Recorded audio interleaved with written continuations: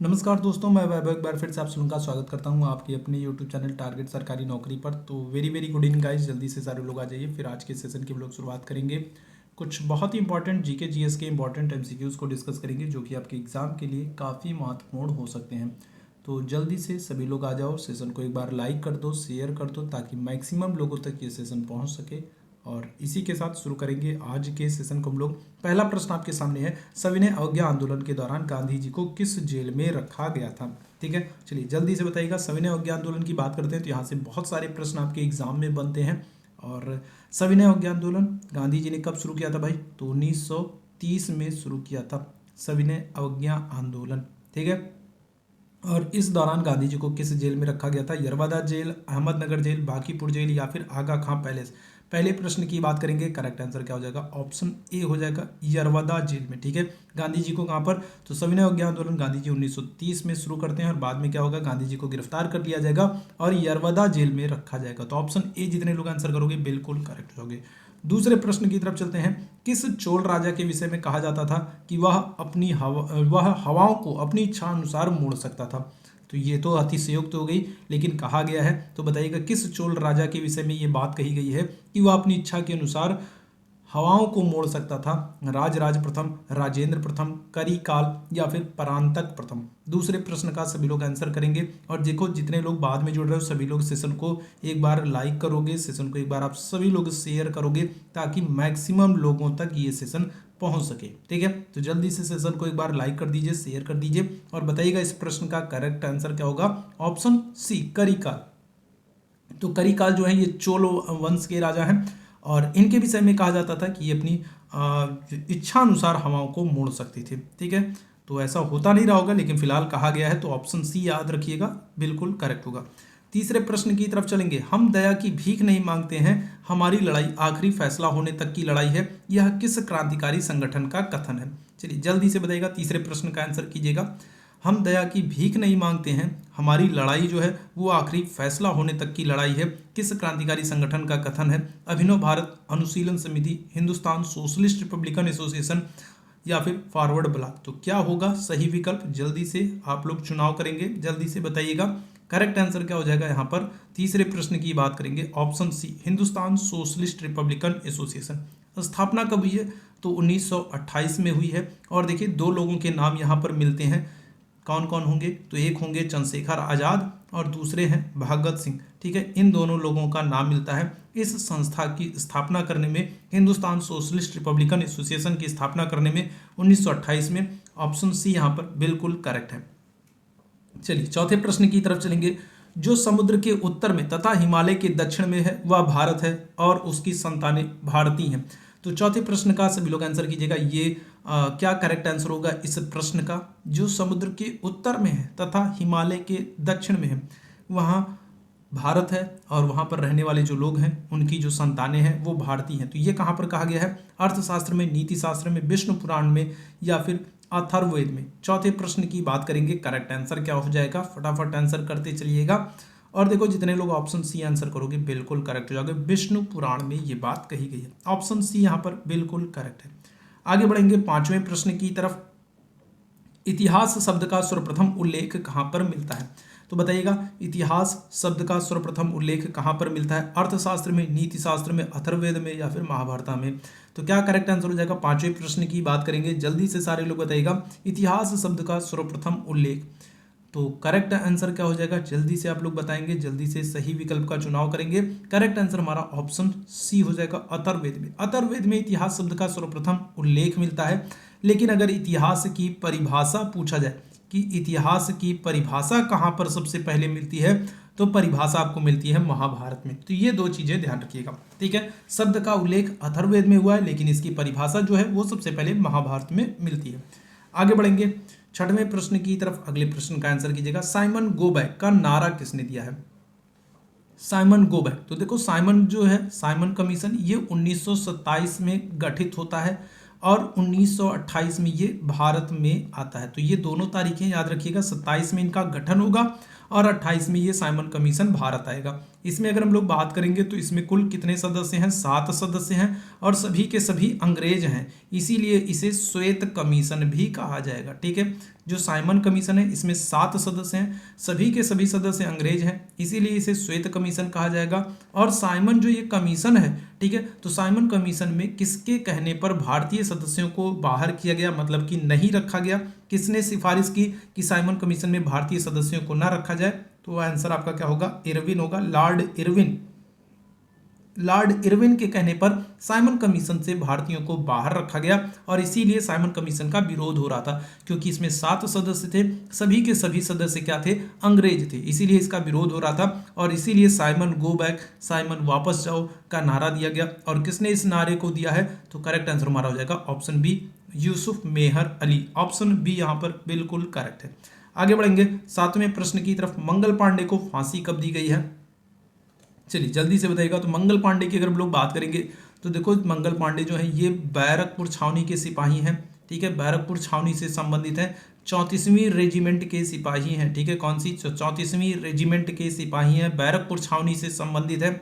और मंगल पांडे क्या करेंगे, तो मंगल पांडे को पता चल जाता है कि जो कारतूस है उसमें गाय और सूअर की चर्बी लगी हुई है, जिसको दांतों से खींच के निकालना है, इसीलिए ये क्या करेंगे, ये विरोध करेंगे। 29 मार्च की अगर हम लोग बात करेंगे तो 29 मार्च को ये 2 अंग्रेज अधिकारी कौन कौन से हैं, तो ये हैं, एक हैं ह्यूसन और दूसरे कौन है, दूसरे हैं बाघ। तो 2 अंग्रेज अधिकारी हैं जिनको क्या कर देते हैं, गोली मार देते हैं। कब गोली मारते हैं, 29 मार्च 1857 को। और फिर मंगल पांडे को गिरफ्तार कर लिया जाता है और 8 अप्रैल 1857 को क्या होगा, मंगल पांडे को फांसी दे दी जाएगी। ठीक है, क्या हो जाएगा, तो 8 अप्रैल 1857 को मंगल पांडे को फांसी दे दी जाएगी। 7वें प्रश्न का ऑप्शन डी यहाँ पर बिल्कुल करेक्ट हो जाएगा। आगे बढ़ते हैं, 8वें प्रश्न की बात करेंगे। बताइएगा, भगवान विष्णु ने समुद्र मंथन के दौरान कौन सा अवतार धारण किया था। चलिए जल्दी से बताइएगा क्या हो जाएगा, 8वें प्रश्न का क्या करेक्ट आंसर होगा। भगवान विष्णु ने समुद्र मंथन के दौरान कौन सा अवतार धारण किया है, कुर्म अवतार, वराह अवतार, मत्स्य अवतार, वामन अवतार, कौन सा अवतार होगा। जितने लोग बाद में जुड़े हो, जितने लोगों ने सेशन को लाइक नहीं किया है, जितने लोगों ने सेशन को अभी तक शेयर नहीं किया है, सेशन को एक बार जरूर से लाइक और शेयर कर दिए, ज़्यादा से ज़्यादा तो लोगों तक इस सेशन को पहुंचाइए, मैक्सिमम लोगों तक शेयर कीजिए। क्या करेक्ट आंसर होगा, 8वें प्रश्न का आंसर कीजिएगा। भगवान विष्णु ने समुद्र मंथन के दौरान कौन सा अवतार धारण किया है, तो ऑप्शन ए यहाँ पर हो जाएगा, कुर्म अवतार। ठीक है, कुर्म मतलब क्या है, कुर्म मतलब है कछुआ। ठीक है, जब समुद्र मंथन हो रहा था तो भगवान विष्णु ने क्या किया है, कछुए का अवतार लिया है और पृथ्वी को अपनी पीठ पर धारण किया है। तो ऑप्शन क्या हो जाएगा, ऑप्शन ए यहाँ पर बिल्कुल करेक्ट होगा, कुर्म अवतार। चलो आगे बढ़ेंगे 9वें प्रश्न की तरफ। लकुलिश किस संप्रदाय के प्रमुख हैं, चलिए जल्दी से बताइएगा। लकुलिश तो किस संप्रदाय के प्रमुख हैं, कालामुख संप्रदाय, पाशुपत संप्रदाय, आजीवक संप्रदाय या फिर लिंगायत संप्रदाय। तो 9वें प्रश्न का सभी लोगों को आंसर करना है, जल्दी से बताइएगा क्या करेक्ट आंसर हो जाएगा। 9वें प्रश्न की बात करेंगे तो करेक्ट आंसर क्या हो जाएगा, लकुलिश जो है ये पाशुपत संप्रदाय के प्रमुख है। ठीक है, कौन से, तो पाशुपत संप्रदाय के प्रमुख है, ऑप्शन बी यहाँ पर बिल्कुल करेक्ट हो जाएगा, लकुलिश। चलिए आगे बढ़ेंगे 10वें प्रश्न की तरफ। नैनार संतों की संख्या कितनी है। ठीक है, तो नैनार जो संत होते थे ये कौन होते थे, तो ये भगवान शंकर के, भगवान शिव के उपासक हुआ करते थे नैनार संत। ठीक है, तो देखो 2 तरीके के संत हैं, एक नैनार हैं और दूसरे कौन है, दूसरे अलवार हैं। ठीक है, 2 संत हैं। अलवार संतों की अगर हम लोग बात करें तो अलवार संत जो है ये भगवान विष्णु के उपासक हैं। अलवार संत भगवान विष्णु के उपासक हैं और इनकी संख्या कितनी है, इनकी संख्या 12 है।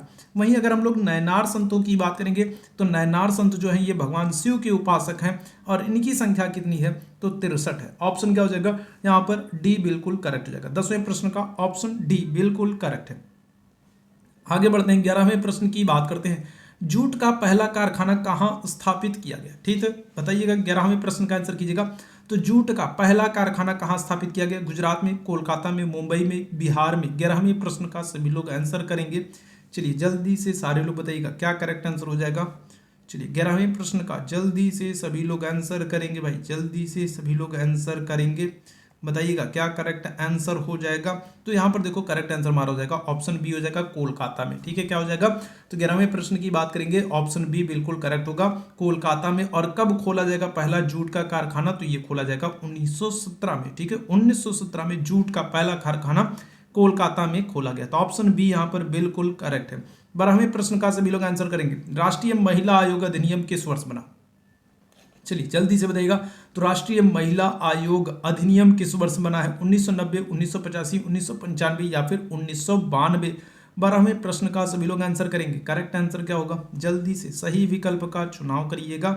सेशन को एक बार लाइक और शेयर जरूर कीजिएगा, ठीक है, ताकि मैक्सिमम लोगों तक ये सेशन पहुंचे। राष्ट्रीय महिला आयोग अधिनियम, तो ये करेक्ट आंसर हमारा हो जाएगा ऑप्शन ए 1990 में, ठीक है। कब होगा? तो 1990 में राष्ट्रीय महिला आयोग अधिनियम आएगा। और अगर वर्तमान में इसकी प्रमुख पूछा जाए तो वर्तमान में इनकी प्रमुख हो जाएंगी कौन? रेखा शर्मा हो जाएंगी, ठीक है। कौन हो जाएंगी? तो रेखा शर्मा जो है ये वर्तमान में राष्ट्रीय महिला आयोग की प्रमुख है। जरा आप लोग कमेंट करके बताना कि राष्ट्रीय महिला आयोग की पहली महिला अध्यक्ष कौन बनेगी, ठीक है। तो राष्ट्रीय महिला आयोग की पहली अध्यक्ष कौन बनेगी, ये आप लोगों को कमेंट करके बताना है। वर्तमान में तो रेखा शर्मा है, लेकिन पहली महिला अध्यक्ष कौन थी राष्ट्रीय महिला आयोग की? चलो आगे बढ़ेंगे। 13वें प्रश्न की बात करेंगे। तो भारत में पहला नगर निगम कहां पर बना है? बताइएगा, भारत में पहला नगर निगम कहाँ बना है? पटना में, मद्रास में, कोलकाता में या फिर मुंबई में? 13वें प्रश्न का सभी लोगों को आंसर करना है। जल्दी से बताइएगा, भारत में पहला नगर निगम, करेक्ट आंसर क्या हो जाएगा? यहाँ पर बात करेंगे तो ऑप्शन बी बिल्कुल करेक्ट होगा, मद्रास में, ठीक है। कहाँ पर? तो मद्रास में भारत का पहला नगर निगम बनेगा। और अगर आपसे वर्ष पूछ लिया जाए कि कब बना था, तो ध्यान रखना 1688 में, ठीक है। कब? तो 1688 में भारत में पहला नगर निगम बनेगा। कहाँ पर? मद्रास में। ऑप्शन बी यहाँ पर बिल्कुल करेक्ट हो जाएगा, ठीक है। चलो आगे बढ़ते हैं अगले प्रश्न की तरफ, ठीक है। 14वें प्रश्न का सभी लोग आंसर करेंगे। और अभी मैंने आप लोगों से प्रश्न पूछा था कि राष्ट्रीय महिला आयोग की पहली महिला अध्यक्ष कौन बनेगी, तो वो ध्यान रखना, वो हो जाएगी आपकी कौन? जयंती पटनायक हो जाएंगी, ठीक है। कौन हो जाएंगी? तो जयंती पटनायक, ये राष्ट्रीय महिला आयोग की पहली महिला अध्यक्ष है, जयंती पटनायक, ध्यान रखिएगा। चलिए इस प्रश्न का आंसर कीजिएगा। 1930 के मुस्लिम लीग के लाहौर अधिवेशन की अध्यक्षता किसने की थी, जिसमें सविनय अवज्ञा आंदोलन के विरोध का प्रस्ताव प्रस्तुत किया गया, ठीक है। 1930 में गांधी जी सविनय अवज्ञा आंदोलन शुरू करते हैं और उसी दौरान 1930 में क्या होगा? मुस्लिम लीग लाहौर में अपना एक अधिवेशन करेगी और इस अधिवेशन में फैसला लेगी कि गांधी जी के सविनय अवज्ञा आंदोलन का विरोध करना है और हमें अंग्रेजों का साथ देना है। तो इस अधिवेशन की अध्यक्षता किसने की थी? मोहम्मद अली जिन्ना, मोहम्मद इकबाल, आगा खां, रहमत अली। 14वें प्रश्न का सभी लोग आंसर कीजिएगा। चलिए जल्दी से बताइएगा, 14वें प्रश्न का आंसर कीजिएगा। करेक्ट आंसर कौन हो जाएंगे? ऑप्शन बी हो जाएंगे, मोहम्मद इकबाल हो जाएंगे, ठीक है। कौन हो जाएंगे? तो ऑप्शन बी, मोहम्मद इकबाल। आगे बढ़ेंगे 15वें प्रश्न की तरफ। कोडरमा प्रसिद्ध है, कोडरमा किसके लिए प्रसिद्ध है ये बताइए भाई। कोडरमा, तो देखो अगर हम लोग कोडरमा की बात करते हैं तो देखो ये कहाँ पर पड़ेगा? ये हमारा पड़ेगा झारखंड में, ठीक है। कहाँ पर पड़ेगा? तो झारखंड में पड़ेगा। और किसके लिए प्रसिद्ध है? बॉक्साइट के लिए, अब्रक के लिए, लौह के लिए या फिर तांबा के लिए। चलिए जल्दी से सारे लोग इस प्रश्न का आंसर कीजिएगा। 15वें प्रश्न का आंसर कीजिएगा। कोडरमा झारखंड में है और ये किसके लिए प्रसिद्ध है? तो यहाँ पर ऑप्शन बी बिल्कुल करेक्ट हो जाएगा, अब्रक के लिए, ठीक है। किसके लिए? अब्रक के लिए। अगर हम लोग लौह अयस्क की बात करेंगे तो लौह अयस्क के लिए बैला डीला प्रसिद्ध है, ठीक है। क्या है? तो बैला डीला प्रसिद्ध है लौह अयस्क के लिए, जो कि कहाँ पर है? जो कि आपका छत्तीसगढ़ में है, ठीक है, लौह अयस्क के लिए। अगर हम लोग तांबे की बात करें तो तांबे के लिए राजस्थान का खेतड़ी, ठीक है। राजस्थान का क्या हो जाएगा? राजस्थान का खेतड़ी क्षेत्र जो है, ये खेतड़ी जिला जो है ये तांबे के लिए फेमस है, जो कि कहाँ पर है? जो कि आपका राजस्थान में है, ठीक है भाई बात। तो ऑप्शन यहाँ पर बी बिल्कुल करेक्ट होगा, अब्रक। 16वें प्रश्न का आंसर कीजिएगा। भारत का पहला तेल शोधक कारखाना कहाँ पर स्थित है? अब देखो ये पहला है तो महत्वपूर्ण हो जाएगा और आपके एसएससी जीडी के एग्जाम में पूछा जा चुका प्रश्न है। तो बताइएगा क्या हो जाएगा? भारत का पहला तेल शोधक कारखाना, क्योंकि पूछा गया है तब तो और भी महत्वपूर्ण हो जाता है। तो मथुरा, बरौनी, डिगवोई या फिर गुवाहाटी।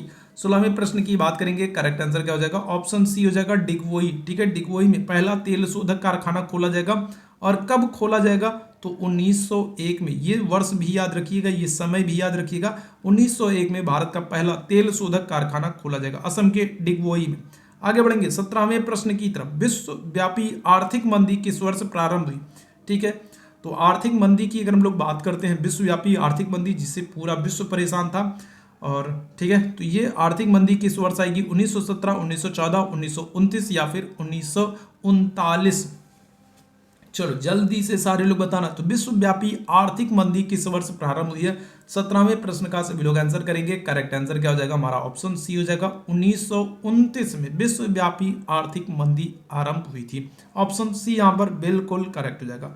आगे बढ़ते हैं, 18वें प्रश्न की बात करते हैं। राउरकेला इस्पात संयंत्र किस देश के सहयोग से खोला गया था? बहुत ही महत्वपूर्ण प्रश्न है और एग्जाम में आपके पूछा गया प्रश्न है। तो बताइएगा क्या हो जाएगा? राउरकेला इस्पात संयंत्र जर्मनी, ब्रिटेन, रूस, अमेरिका, क्या हो जाएगा? 18वें प्रश्न की बात करेंगे। चलिए जल्दी से बताना क्या करेक्ट आंसर हो जाएगा। तो राउरकेला इस्पात संयंत्र जो है ये कहां पर, चलो तो यहां पर देखो सही विकल्प हमारा होगा ऑप्शन ए, जर्मनी के सहयोग से। ठीक है, राउरकेला इस्पात संयंत्र जो है ये जर्मनी के सहयोग से खोला जाएगा। अगर ब्रिटेन की बात करेंगे तो ब्रिटेन के सहयोग से दुर्गापुर, ठीक है, ब्रिटेन के सहयोग से क्या होगा? दुर्गापुर होगा। और रूस के सहयोग से अगर हम लोग बात करेंगे तो रूस के सहयोग से क्या होगा? भिलाई होगा। तो ये ध्यान रखिएगा। ठीक है, ब्रिटेन के सहयोग से दुर्गापुर, रूस के सहयोग से अगर हम लोग बात करेंगे तो भिलाई, और अगर हम लोग बात करेंगे राउरकेला की तो इसको जर्मनी के सहयोग से खोला गया था। ऑप्शन ए यहां पर बिल्कुल हमारा करेक्ट आंसर है। 19वें प्रश्न की बात करते हैं। कविराज की उपाधि किस राजा की थी? ठीक है, कौन सा राजा है जिसने कविराज की उपाधि धारण की थी? चंद्रगुप्त प्रथम, चंद्रगुप्त द्वितीय, समुद्रगुप्त या फिर स्कंदगुप्त? जल्दी से सारे लोग बताना। 19वें प्रश्न का आंसर करना, क्या करेक्ट आंसर हो जाएगा?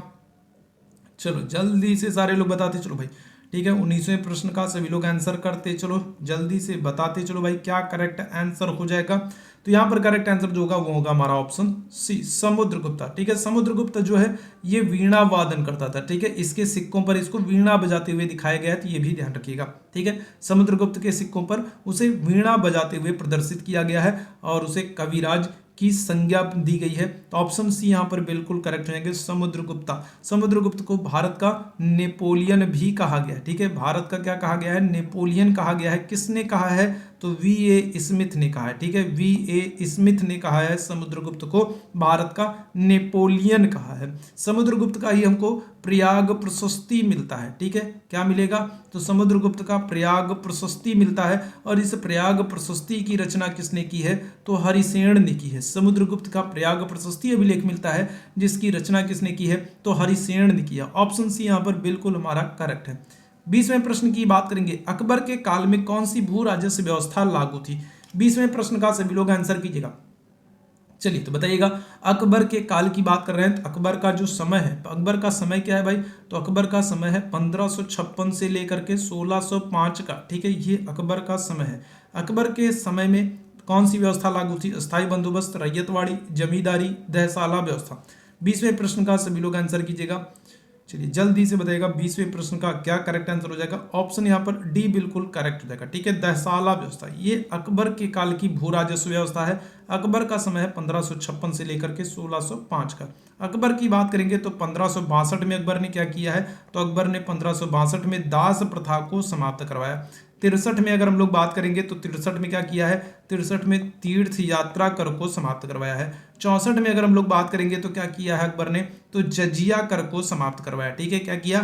तो 1564 में जजिया कर को समाप्त करवाया। 63 में तीर्थ यात्रा कर को समाप्त करवाया। 62 में अगर हम लोग बात करेंगे दास प्रथा को समाप्त करवाया। इसके अलावा अगर हम लोग बात करेंगे तो 1575 में, ठीक है, 1575 में क्या करेगा? तो इबादत खाने का निर्माण कराता है। ठीक है, किसका? इबादत खाने का निर्माण करवाएगा। 1578 में इबादत खाने को सभी धर्मों के लिए खोल देगा। शुरुआत में क्या था? इबादत खाने का जो निर्माण होगा वो सिर्फ मुस्लिम धर्म के लिए किया गया था, लेकिन 1578 में इसे सभी धर्मों के लिए खोल दिया गया। 1579 की बात करेंगे तो अकबर ने क्या किया है? मजहर की घोषणा की है। 1579 में क्या किया है? मजहर की घोषणा की है। 1582 में अगर हम लोग बात करेंगे तो अकबर ने क्या किया है? तो दीन ए इलाही धर्म चलवाया। 1582 में दीन ए इलाही धर्म अकबर ने चलवाया है।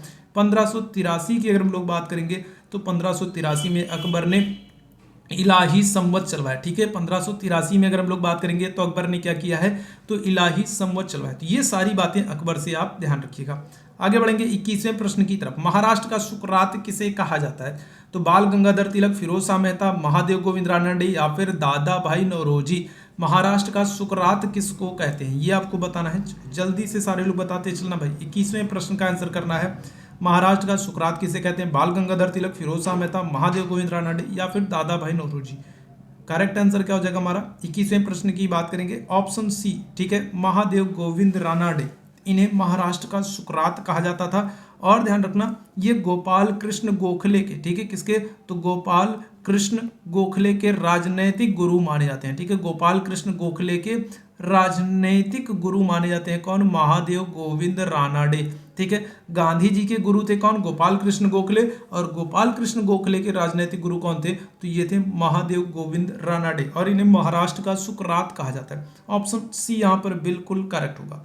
22वें प्रश्न की तरफ चलते हैं। आगरा का किला किस मुगल सम्राट ने बनवाया था?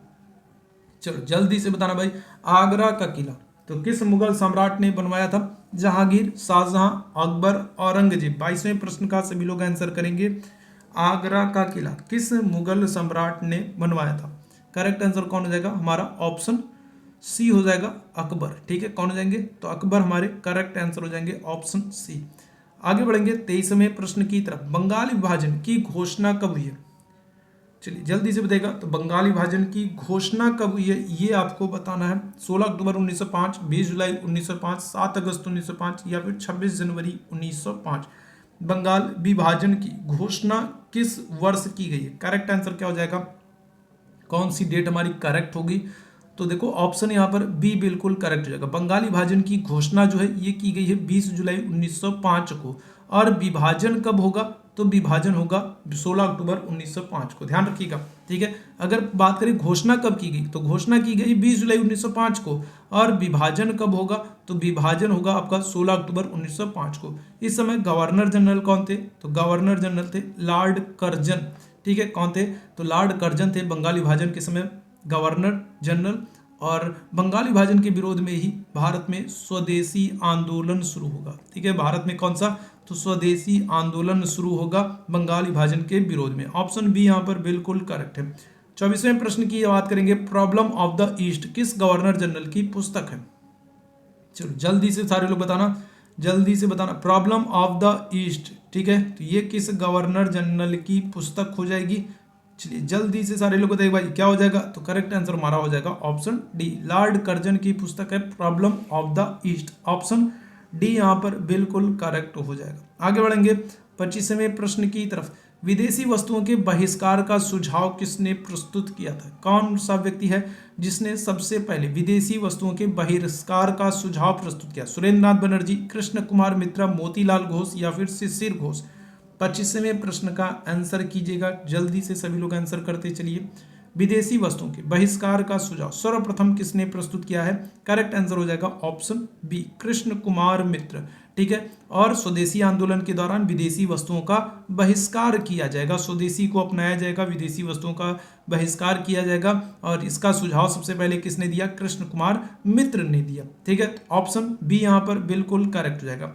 26वें प्रश्न की बात करते हैं। स्वदेशी आंदोलन के दौरान किसने कहा था राजनीतिक स्वतंत्रता किसी राष्ट्र की प्राण वायु है? तो ये किसका कथन है बताइएगा? स्वदेशी आंदोलन तो ये 1905 में शुरू हुआ था। स्वदेशी आंदोलन 1905 में शुरू हुआ था। और किसने कहा था कि राजनीतिक स्वतंत्रता किसी राष्ट्र की प्राण वायु है? बाल गंगाधर तिलक, सुरेंद्र नाथ बनर्जी, अरविंदो घोष या फिर गोपाल कृष्ण गोखले। 26वें प्रश्न की बात करेंगे। करेक्ट आंसर क्या हो जाएगा? स्वदेशी आंदोलन के दौरान तो ये बात कही थी अरविंदो घोष ने। ऑप्शन क्या हो जाएगा? सी हमारा बिल्कुल करेक्ट हो जाएगा, ठीक है। अरविंदो घोष का कथन था राजनीतिक स्वतंत्रता किसी राष्ट्र की प्राण वायु होती है। आगे बढ़ेंगे 27वें प्रश्न की तरफ। असहयोग आंदोलन के प्रस्ताव को प्रस्तावित किया था। असहयोग आंदोलन की अगर हम लोग बात करते हैं तो शुरुआत कब होगी? तो शुरुआत होगी 1 अगस्त 1920 को असहयोग आंदोलन की शुरुआत होगी। लेकिन असहयोग आंदोलन को शुरू करने के लिए या इसे शुरू करने से संबंधित जो प्रस्ताव था इसको प्रस्तावित किसने किया था? सी.आर. दास, लाला लाजपत राय, गांधी जी, मोतीलाल नेहरू। 27वें प्रश्न का आप लोगों को आंसर करना है। करेक्ट आंसर क्या होगा भाई? असहयोग आंदोलन 1 अगस्त 1920 को प्रारंभ होता है। गांधी जी का ये पहला राष्ट्रीय स्तर पर आंदोलन था, ठीक है। पहला राष्ट्रीय स्तर पर जो गांधी जी का आंदोलन था वो सहयोग आंदोलन था। कब शुरू होगा भाई? ये कब शुरू होगा? किसने प्रस्तावित किया है? तो करेक्ट आंसर हमारे हो जाएंगे ऑप्शन ए, सी.आर. दास ने, ठीक है। किसने? तो सी.आर. दास ने इसको प्रस्तावित किया है। ऑप्शन क्या हो जाएगा? ए यहाँ पर हमारा बिल्कुल करेक्ट होगा। आगे बढ़ते हैं 28वें प्रश्न की तरफ। भारत छोड़ो आंदोलन के दौरान ग्वालियर टैंक मैदान में राष्ट्रीय ध्वज किसने फहराया है? भारत छोड़ो आंदोलन, तो ये शुरू होगा 1942 में, ठीक है। कब? तो 1942 में भारत छोड़ो आंदोलन शुरू होगा और इसी आंदोलन के दौरान गांधी जी करो या मरो का नारा देंगे, ठीक है। 1942 में भारत छोड़ो आंदोलन शुरू होगा, इसी दौरान गांधी जी करो या मरो का नारा देंगे। और इस दौरान ग्वालियर टैंक मैदान में राष्ट्रीय ध्वज किसने फहराया है? जवाहरलाल नेहरू, महात्मा गांधी, अरुणा असफ अली या फिर उषा मेहता।